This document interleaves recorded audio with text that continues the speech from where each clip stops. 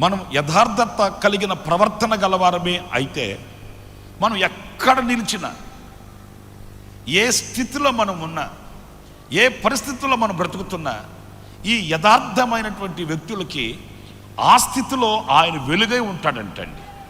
హల్లెలూయా, హల్లెలూయా. ఆ సత్ప్రవర్తన కలిగిన వ్యక్తి ఎక్కడ ఉన్నప్పటికీ అతనికి మేలే జరుగుతుందండి. ఎప్పుడు అతనికి కీడు కలగదండి. ఒకవేళ మీరు అడుగుతారేమో, ఏంటన్నయ్యా ఆ మాట అంటావు? ఈరోజు నేను మేలు చేసి కీడు అనుభవిస్తున్నానన్నా, నేను మేలు చేసి ఈరోజు నింద అనుభవిస్తున్నానన్నా, ఈరోజు నేను మేలు చేసి నలుగురు దగ్గర నవ్వులు పాలయ్యానన్నా, ఇంత కీడు నాకు జరుగుతుంది. ఏనాడు కూడా నేను ఒకరికి కీడు చేసిన వాడిని కాదు. నేను ఎంత యథార్థవంతుడినో నాకు తెలుసు, దేవునికి తెలుసు. కానీ ఈరోజు నేను కీడు అనుభవిస్తున్నాను అని మీరు అంటారేమో. మీకు తెలియని సంగతి నేను ఒకటి చెప్తాను, వినండి. అదేంటంటే, ప్రతి కీడు కూడా ఆశీర్వాదానికి ఒక ముఖద్వారం అండి.